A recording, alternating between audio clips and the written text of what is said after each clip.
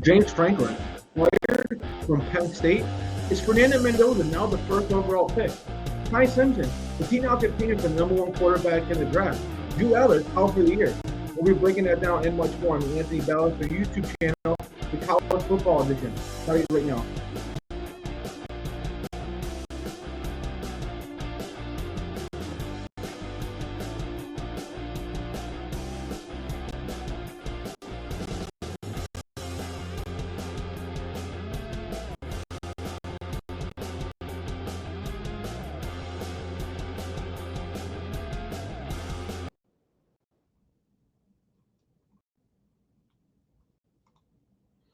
And we're back with the Anthony Balester YouTube channel. I'm your host, Anthony Balester.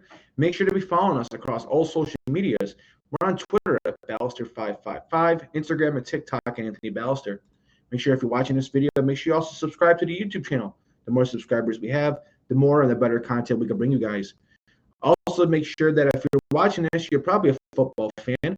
So you probably have other family or friends that are also football fans. So make sure you share this video with them. More likely, if you share it with them, they'll subscribe as well. Also, make sure to like this video. The more likes we get, the better it helps with the algorithm, and the more eyeballs that we get on this video. Well, let's get right into it. We had some crazy news this week. Most importantly, James Franklin. Now, we've been talking about this for multiple weeks, and it all finally came to a finish. James Franklin has been fired and relieved of his duties at Penn State. We said that he was on the hot seat a couple weeks ago when they did lose to UCLA. Now, a lot of people were saying he was on the hot seat after losing to Oregon. I wasn't really going to put him on the hot seat at that point. When you lose to top teams like Oregon, they're always like, oh, well, James Franklin doesn't win against top 5 teams. He can't beat Michigan. He can't beat Ohio State. He can't beat Oregon. Well, how many teams really are beating those teams? Those teams have, 0 to maybe 1 or 2 losses each and every year. So how many teams are really losing to them? And sometimes those losses are just upsets where a team caught them off guard. Maybe they were on the road. But when they're playing against a Penn State, you know that those Ohio States, the Oregons, and the Michigans are going to be ready to play. They're not going to take them lightly. They're going to give them their best game.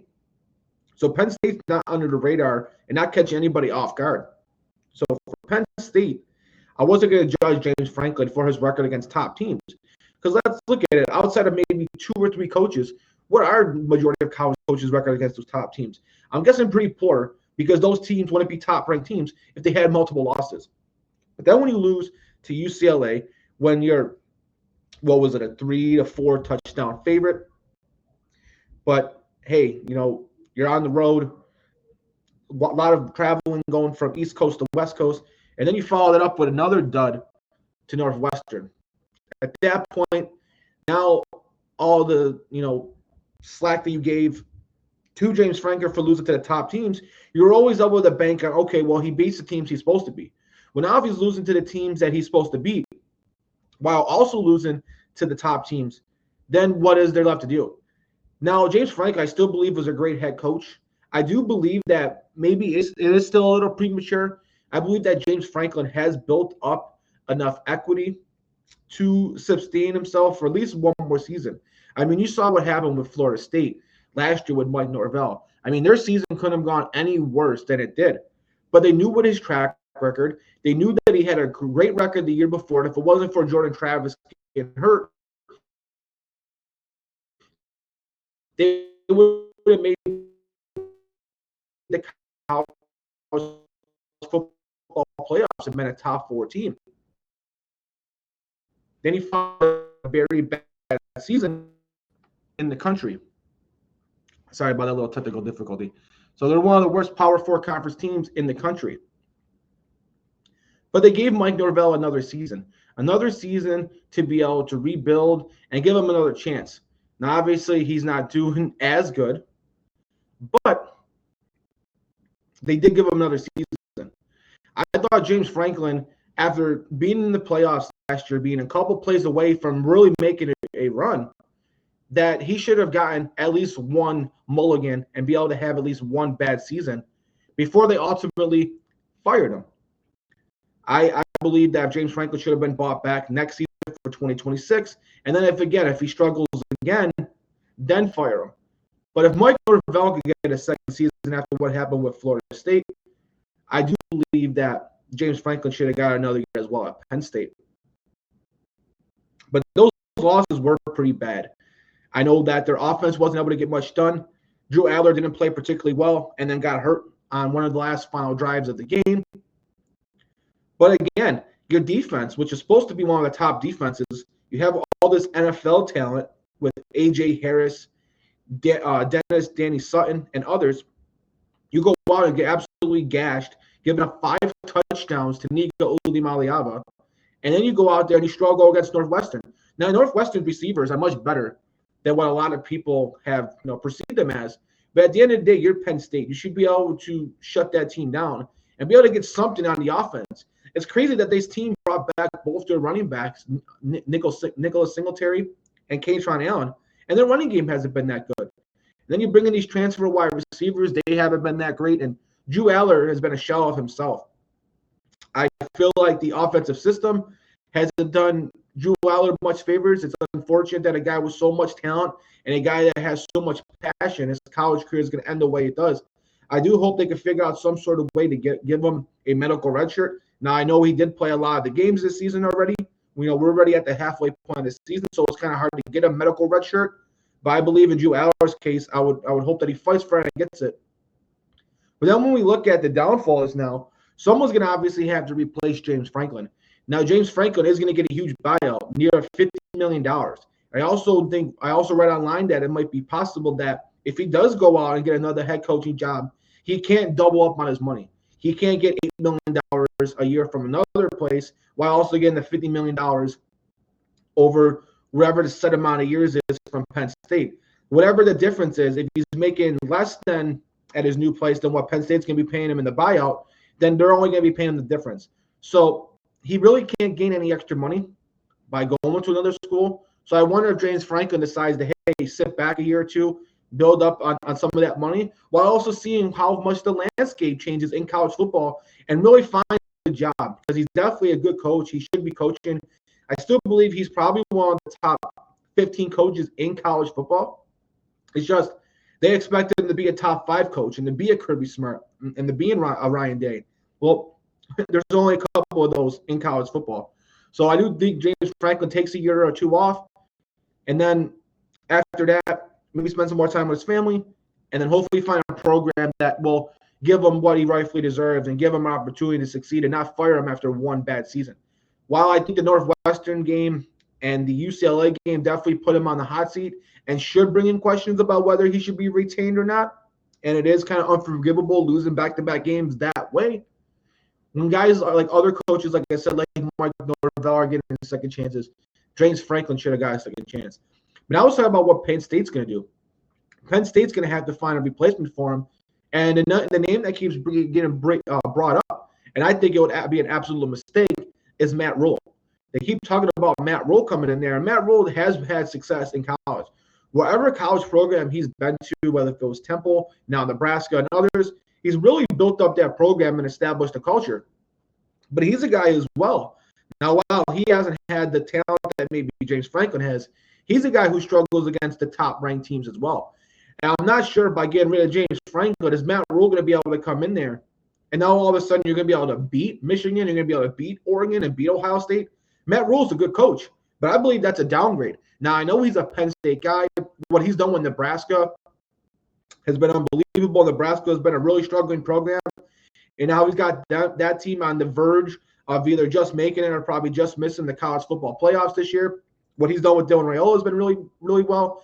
And we know most likely if Matt Rhule leaves and goes to Penn State, you see this happen all the time, most likely Dylan Raiola and a lot of those Nebraska players, those top guys leave, they enter the transfer portal, and they'll go with Matt Rhule.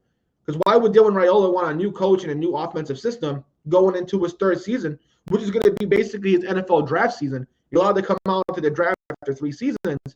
So next year will be his most important year. He's not going to want to spend that learning a new offense and also not having confidence in, the unknown and what can go wrong with the new system. So he knows he fits Matt Rhule's offensive system. So I can see a possibility where it could be a package deal, where if you get Matt Rhule, you also get Dylan Raiola. Now, Dylan Raiola, I believe, is a much more consistent, not perfect, but a more consistent, probably just as talented version of Drew Aller. But I believe the combination of Matt Rhule and Dylan Raiola isn't going to get you any much further than what James Franklin and Drew Aller was done. Yeah, you might get slightly better quarterback play, but I believe James Franklin is a slightly better coach than Matt Rhule. I may be wrong on that, but at this point I do. And I believe that if you have Matt Rhule and you also have Dylan Raiola, I believe that you're going to be stuck in the same position you are now. I think that the best people that they could get, but these are guys that they're going to have to take huge swings on. They're going to be really tough to get. You're going to possibly try to take a swing at Curt Cignetti, but Curt Cignetti hasn't made it in Indiana. He doesn't have the high pressure that Penn State's going to do. Even if he did lose to Oregon, no one's going to question about his job. Indiana is a team that's been irrelevant for years, and the fact that he's going to be able to get them to the playoffs in back-to-back years is going to give him huge job security. They probably will give him a promotion and give him more money. So I hope he'll be able to make a significant amount of money in Indiana. He'll probably be able to get some good recruits now. Obviously, maybe not the recruits and get the recruiting level as Penn State. Maybe Penn State could give him a little bit more money. And yeah, Penn State's a better job. But I think Indiana is a safer job and a job that he could probably have just as much success in. He's already beat Oregon at a place like Indiana. So how much better can Penn State be? And then you go to Penn State, and if you do lose those games to Ohio State and Oregon, then they're going to be saying, oh, well, we're going to fire you in 2 years. Where right now, he's at Indiana, no one's going to fire him for losing those games. As long as he's consistently ranked in the top 25 and getting right in, or even if he just misses the playoffs and gets to around that 8 to 9 win mark, well, that's a given with Curt Cignetti, Indiana. He's going to be guaranteed a floor of 8 wins, and most years he's probably going to end up closer to 10. So he's a coach that, maybe not this year he probably could win the national championship, but in most years may not be able to win the national championship, but be able to get this team to the playoffs, where Penn State's not going to accept that. Penn State's going to want you to get to the national championship. They're going to want you to beat Ohio State and Oregon and Michigan. And I just believe Curt Cignetti has it made in Penn State. Then you got Marcus Freeman, who's at Notre Dame. He had Notre Dame because of their requirements for GPAs and the grades that they needed. It's a little harder to get the top recruits at Notre Dame because they do have a lot of requirements. They can't just take any any player or recruit who has a 2.5 GPA. They have higher academic standards. So it makes them a much harder to recruit. But I believe Marcus Freeman, when you play for coach for Notre Dame is one of, if not the biggest brand. So maybe you have a tougher time recruiting, but you have a huge brand and a huge name. You're on national television each and every week. And I believe Marcus Freeman is still a young guy. And I believe Penn State's not the job to warrant you leaving Notre Dame. I think Notre Dame's probably just as good of a job, even with the academic requirements. Matt Campbell is a guy that I think could benefit both. I think it is a much better job than Iowa State. And if you look at what Matt Campbell has done with Iowa State, they're a team that historically hasn't been great. And when he's been there, they've been competing each and every year. So I believe that Penn State warrants him leaving Iowa State, and I believe he would do a good job at Penn State. So I like Matt Campbell. You got Manny Diaz from Duke. I believe that's a better job. When he comes in, you're going to have a great defense. He usually has been having really good quarterback play as well. Eli Drinkwitz from Missouri. I think that's a huge swing. Missouri being in the SEC, they're already in a premium conference. Yeah, Penn State's a better job. But like we said with Curt Cignetti, he doesn't have as much pressure. He doesn't have to win as much or beat the top programs consistently like he would at Penn State. So I believe Eli Drinkwitz should stay at Missouri. And then some other guys, you got Clark Lee for Vanderbilt, what he's done, the job he's done, taking the worst Power 4 conference and building them to a contender in the SEC. That's unbelievable, but he's a Vanderbilt guy. He loves Vanderbilt through and through. So I think it's going to take a lot to get him to leave.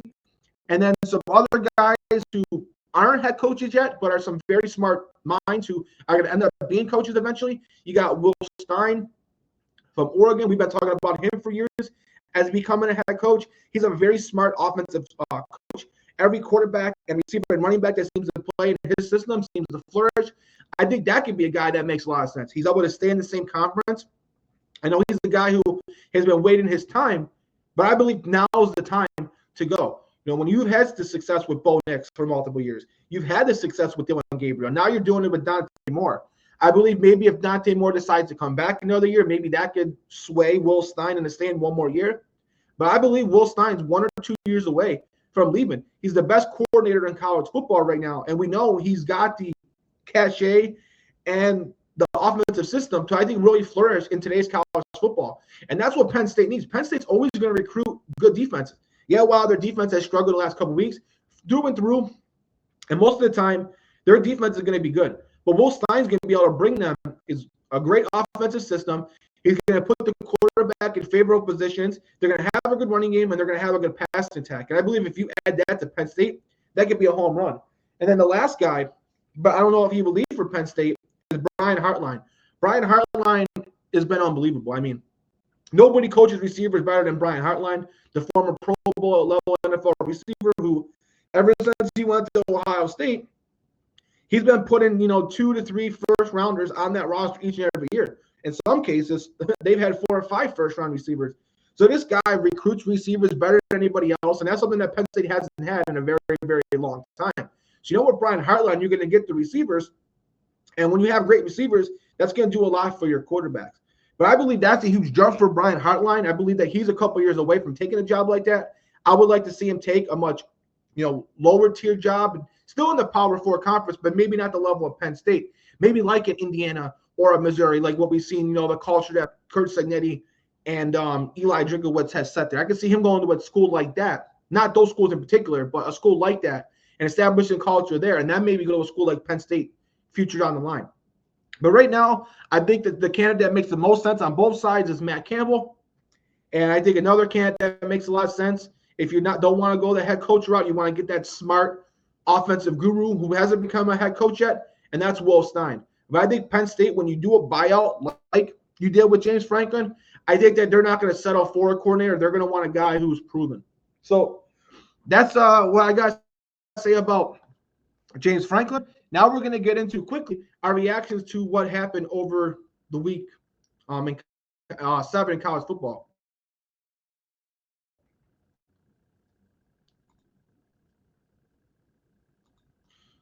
So we had Indiana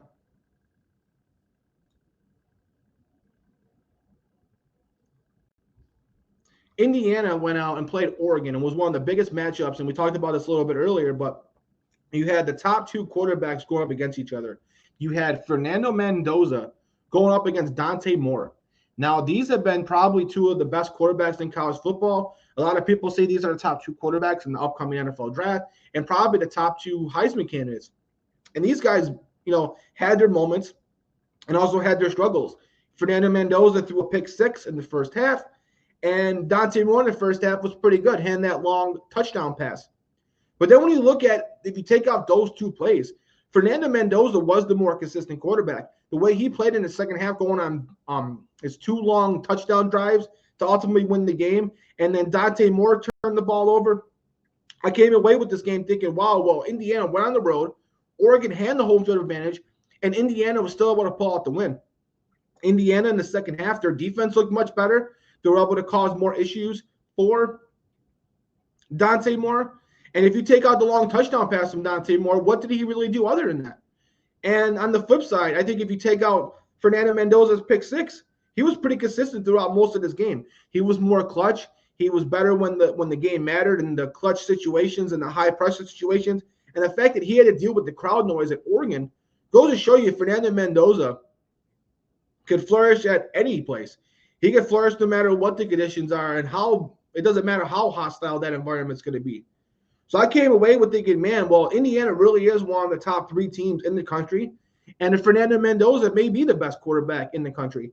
I think Ty Simpson has made himself a good argument as well. But now in Dante Moore's case, he's a much younger quarterback. He's 2 years younger than Fernando Mendoza, so I believe he's got a higher ceiling.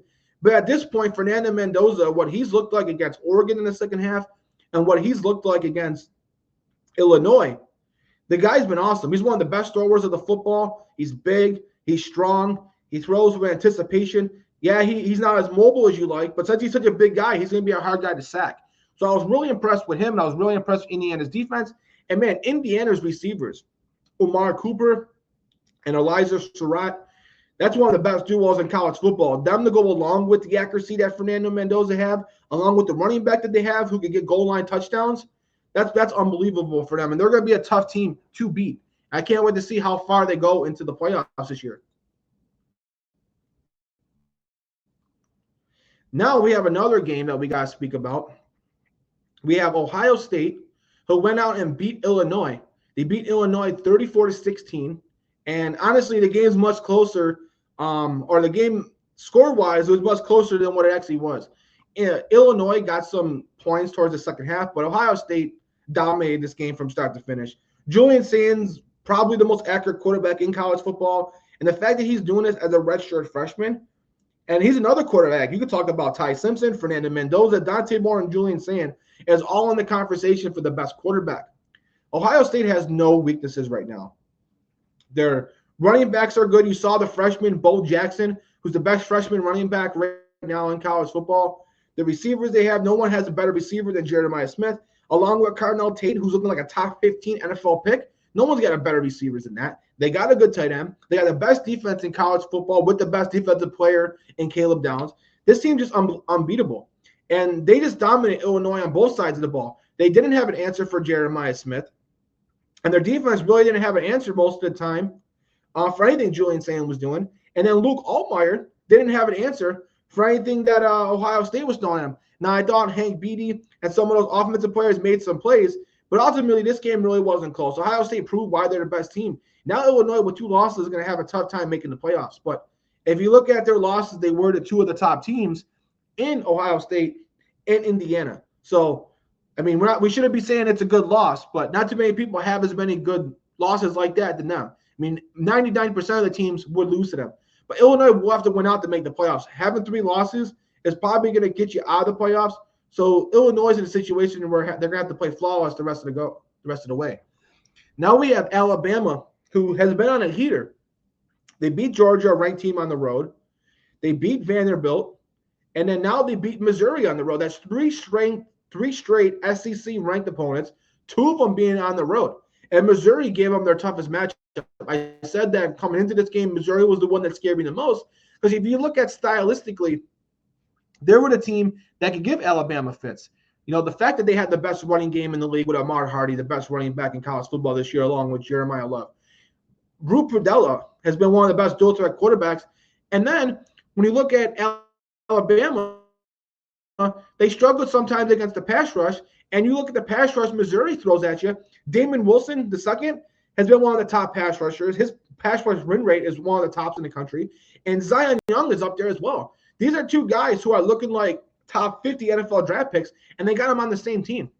That's why they're one of the top duos in college football. They're not the top duo because what Texas Tech has is absolutely amazing, some other schools, but they're definitely one of the top duos. And there was moments in this game where, yeah, in the beginning, it looked like they weren't able to get much done. But then if you look as the game went on, Damon Wilson was definitely getting home to the quarterback and Zion Young. They were putting a lot of pressure on Ty Simpson, and their defensive backs was able to take out Alabama's receivers pretty much most of the game. What Ty Simpson did in this game, I mean, Missouri almost had this win at the end.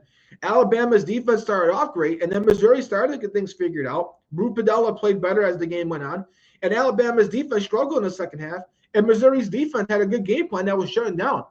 But what Ty Simpson did, putting his team on his back, making that 4th and 8th row or whatever it was, those 4th and long, you can't throw that ball any better. The fact that he had the confidence to throw that football and not only try to make that play, but actually complete the pass goes to show you the confidence that this guy's playing with him.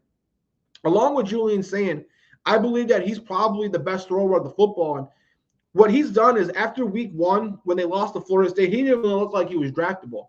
And to go from that to now looking like he's a first-round pick and in the conversation for the top quarterback in the draft, if he continues to play like this and Alabama doesn't lose another game and he plays like this each and every week, there's an argument that can be made that Ty Simpson can finish as the Heisman Trophy winner and as the top quarterback in the NFL draft.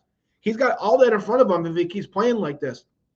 Now, I know he's a first-year starter, so you got to wonder if it's just he's hitting lightning in a bottle. But if you watch the plays he's making, it's not by luck. It's not because defenses haven't been able to game plan for him or don't got game tape on him. The guy's really flourishing and making NFL-type throws. Even when Ryan Williams is not 100%, even when Bernard's being covered, when they lose their top running back, Jam Miller, they don't have a running game. Their offensive line is getting gashed by one of the best pass rushes in college football. He's still standing in there in the line of fire, taking the hits, and making accurate throw after accurate throw. I could not be more impressed with Ty Simpson. Now, just to recap, what else happened in Week 7? We had Texas, who finally rebounded. Arch Manning looked like the quarterback we thought preseason. Now, I know John Mateer had a hand injury. That probably is what factored in. There was some bad calls in that as well. But Texas defense, no matter what, either way, stepped up, were able to shut down Oklahoma.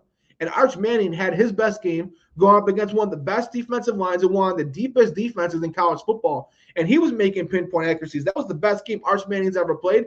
And maybe now Arch Manning's starting to find some confidence to build on for the rest of the season. We also had Colorado go around and get an upset win against Iowa State. We said after Iowa State losing their top 2 defensive backs, they were going to struggle. Well, they struggled against Cincinnati, and now they struggled against Colorado. Now, Cincinnati has one of the best offenses in college football with Brandon Sorsby. Colorado was a team that struggled offensively. They haven't been able to get much out of the passing game with Caden Salter. And Caden Salter, the improvement he's made, if he's going to play like that each and every week, he could be one of the best quarterbacks in the Big 12 conference. They made Caden Salter look like a top-tier quarterback. Just goes to show you how bad that those injuries hurt, but you still got to give credit to Colorado and the improvement he made. We knew Salter could play. We saw what he did in the group of 5 last year. So we knew that he had the talent to do this in the Big 12, and maybe now it's all starting to come together. So that does it for Week 7. Now we're going to preview all the big matchups in Week 8. We have 5 ranked games where we have ranked teams versus ranked teams, and we got 10 really good games to break down.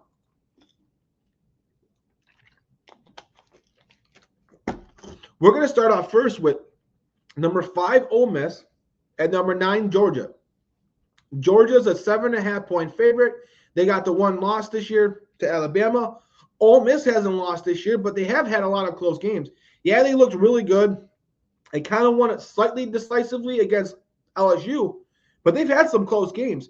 Now, ever since they played Trinidad Chambliss in there, their offense has started to flourish, but they're still not getting a lot of explosive plays. I also question how well their offensive line is at this point. And then you looked at how they played last week against Washington State. That game was a game where their offense really couldn't get much going. They made enough plays at the end. Trinidad was able to make some plays in the 4th quarter to win the game. But their defense gave up some explosive plays, and their offense wasn't getting a lot of big plays either. So now you go up against Georgia, who has a good defense. You saw what they were able to do against Auburn. And, yeah, they struggled against Auburn, but that was on the road in a hostile environment. And their defense played really, really well. It was Georgia's offense that wasn't able to get much done. So I expect this to be a low-scoring game, but I trust Georgia right now more. I think, yeah, Trinidad might be the better quarterback right now. They're going to Stockton. I think Georgia's probably got a deeper receiver core, and I think Georgia just has the better defense at this point.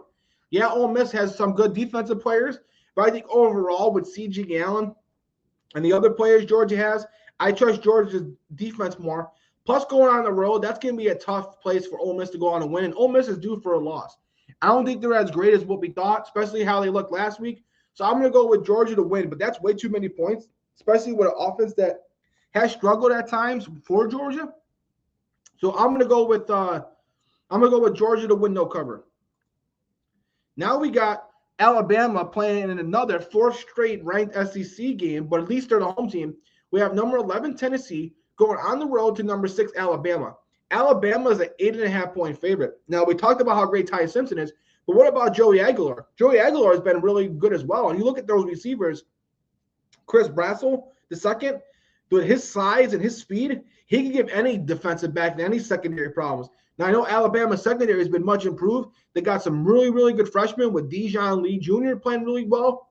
But I do think Tennessee's offense is giving them problems. They also got multiple good running backs that they can throw to Alabama. And we know Alabama struggles to stop the run. Now, they did do really well against Ahmad Hardy last week.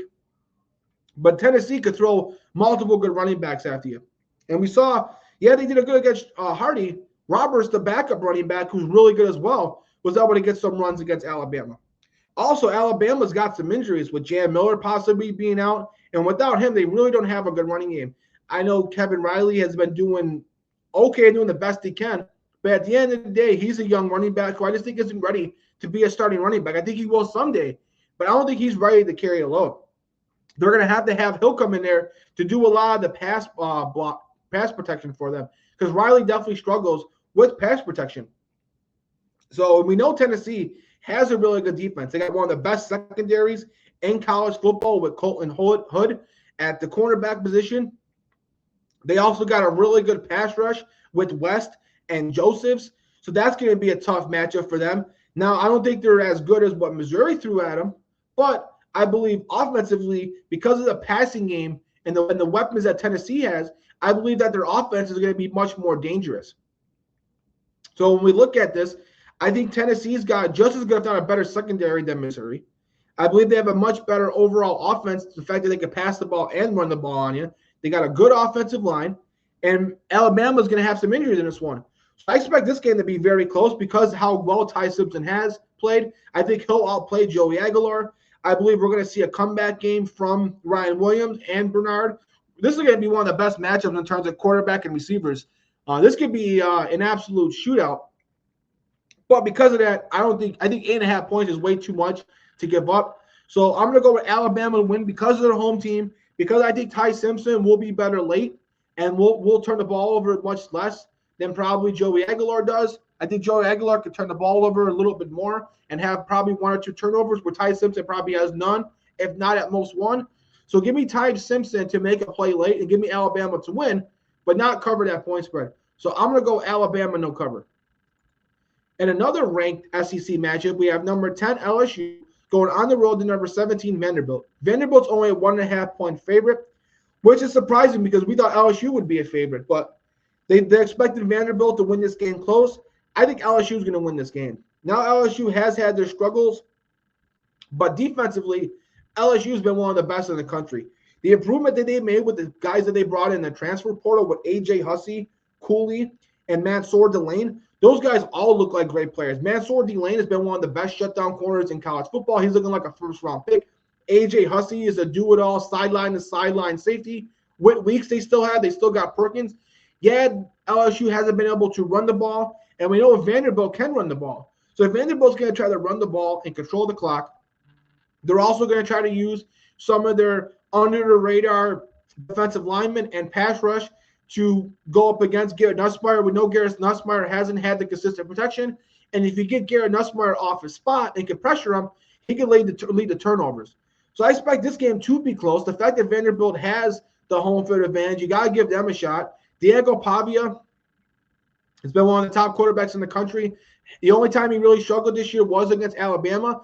I also believe Vanderbilt's coming off of a bye week, so they'll be well rested. They'll be highly motivated coming off that loss to Alabama. But I believe LSU, it's too soon in the season for them to drop a second game. And I just believe that they're the better team. I expect a better game out of Garrett Nussmeier. I think that they'll do the best they can to kind of slow down Vanderbilt's running attack. And I believe that Garrett Nussmeier is going to make enough plays against Vanderbilt. And I also think that LSU's secondary, also with the freshman DJ Pickett, who's 6'4", 6'5", they're going to force Diego Pavia into some turnovers. So I'm going to go with LSU to win in an upset. Now we got a very pivotal matchup for both these schools. We got number 20 USC going on the road to number 13 Notre Dame. Now that's a long travel for them. Plus you're going from, I know we're still not in the winter season, but you're technically going from slightly warm weather to slightly cold weather. And we know when you have teams that go from East Coast to the West Coast or vice versa, they can struggle a little bit. And we know USC has struggled this year against teams that are built like Notre Dame, that are physical. Now, they did do much better. You saw what they did against Michigan, but Michigan can't pass the ball right now. I think Bryce Underwood is still, at the end of the day, he's still an 18-year-old freshman. I think that their offense is a year away. And with the way Jordan got hurt, USC started running back. I don't think the backup running back is going to be able to have over 100-some yards like he did last week against Michigan. Also, I don't think USC, I know they have a much improved defense.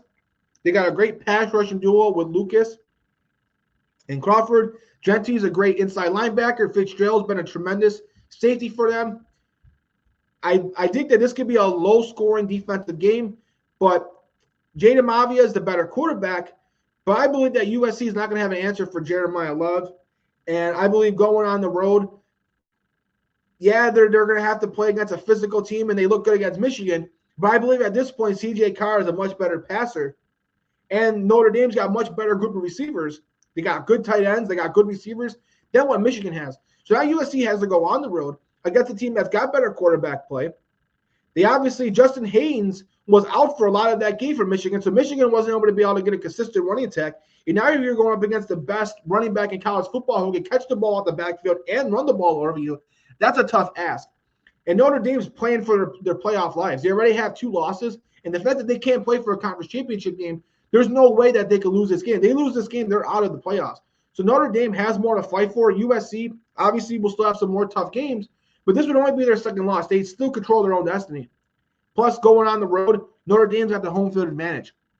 I think Jada Mavia and Malachi Lemon will have a great game, but I believe also Jeremiah Love, those receivers, and CJ Carr will have a good game as well. But because of Jada Mavia and how he's looked like a potential first-round quarterback, Malachi Lemon, along with Jordan Tyson's in the conversation for the best receiver in college football, looking like a top 10 NFL draft pick, they'll make enough plays to keep this game close. But I'm going to go Notre Dame, no cover. Now, in our last ranked matchup, we have number 23 Utah, who's a 3.5-point favorite at number 15 BYU. BYU is undefeated, but they've had an easy schedule for the most part. And you saw what happened last week when they went up against Arizona. Arizona gave them a really tough game. They had to pull that game off in overtime, and honestly, Arizona should have came away with the win. I think BYU has benefited from having a pretty easy schedule. They still have a great defense. Fabian Johnson at the cornerback position, the linebackers that this team has, defensive tackles. This team is very, very good defensively. But offensively, Chase Roberts and LJ Martin have been unbelievable, but they don't really have much depth outside of that. If you can control those 2 guys, you can control this offense. Plus, they're still playing with a freshman quarterback in Bear Buckmeyer, who has played really good for a freshman, but at the end of the day, he's still a freshman. Utah, who knows in the Big 12 they can't drop 2 games. And the way they looked against Arizona State, Arizona State didn't have Sam Levitt, but their defense completely shut them down, and I can see them doing it to BYU. I just don't trust BYU with the way they looked last week.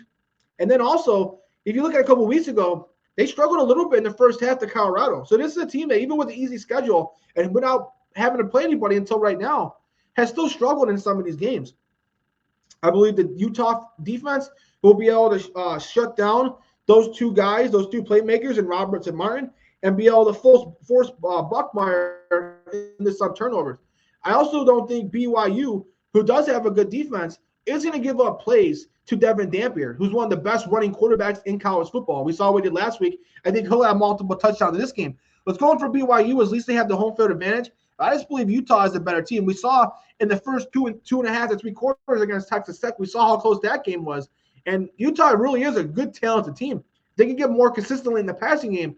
This is a team that can go far. But I don't believe that they'll have to make plays in the passing game to win this one. I believe Devin Dampier will make enough plays, and I believe Utah wins this game basically strictly and solely off their defense. So give me Utah to win this game and Utah to cover. Now we got number 12 Georgia Tech going on the road to Duke. Duke is surprisingly a 1.5-point favorite. We've seen the improvements Duke has made over the last few weeks. Yeah, they lost to Illinois, and yeah, they didn't look too good and lost to Tulane. But other than that, Duke has looked really well. I think something came and something got going in that NC State game. And ever since then, Duke's been really well. They got 3 or 4 good receivers. You got Darian Mensah, who's one of the most accurate quarterbacks. He could also run the ball as well. Duke now has multiple running backs that they can rely on. You got Nate Shepard, who's really broke out for this team. I believe that their pass rush is one of the best. Vincent Anthony Jr. is one of the best sack artists in college football. Chandler Rivers is one of the top shutdown corners. But I just don't think that they're going to have an answer for Georgia Tech's running attack.